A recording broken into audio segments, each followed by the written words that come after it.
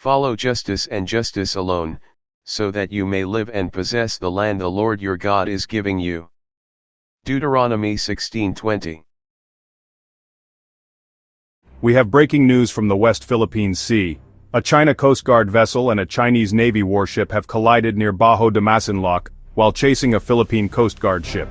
The incident happened this morning during a PCG supply mission under the Kadiwa para sa Bagong Bayaning Mangingisda program, delivering fuel and supplies to 35 Filipino fishing boats. According to the PCG, its vessels faced aggressive maneuvers, with one barely avoiding a water cannon blast. While pursuing BRP Suluan, China Coast Guard vessel 3104 was accidentally rammed by a Chinese Navy ship, causing major damage to its bow. The Philippine Coast Guard immediately assisted the injured Chinese crew and safely escorted the fishermen to secure waters. This collision marks another tense encounter in the disputed West Philippine Sea, where confrontations between the Philippines and China continue to escalate. Stay tuned for more updates as this story develops.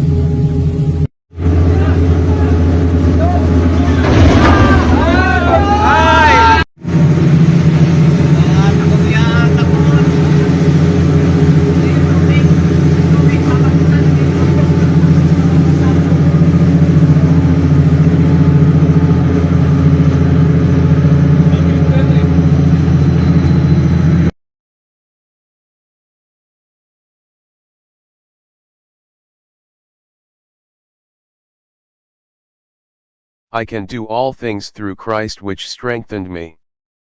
Philippians 4:13. This verse emphasizes faith, perseverance, and reliance on God's strength in all aspects of life, including challenges in law, justice, and moral decision-making.